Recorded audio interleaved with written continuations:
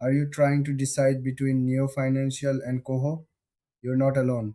Today, we'll break down these two popular financial tools to help you choose the right one for you. Both Neo Financial and Koho aim to make managing your money easier. They offer digital banking solutions that help you track spending, save money, and earn rewards. But how do they differ? Let's start with Neo Financial. This tool offers a high interest savings account and a cashback credit card. You can earn rewards on your everyday purchases.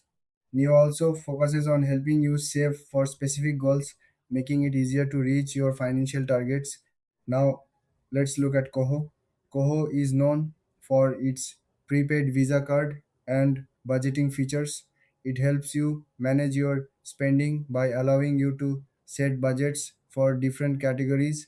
Koho also offers cashback on purchases, but its main strength lies in its budgeting tools and user friendly app.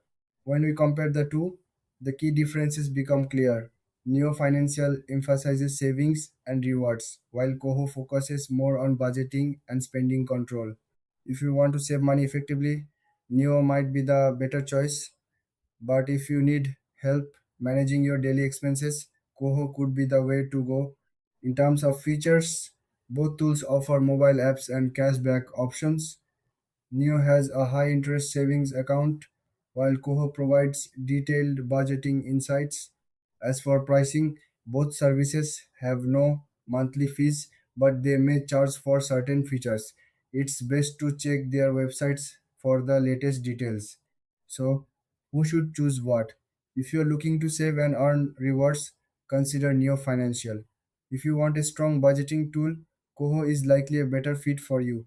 If you found this comparison helpful, don't forget to like and subscribe for more videos like this.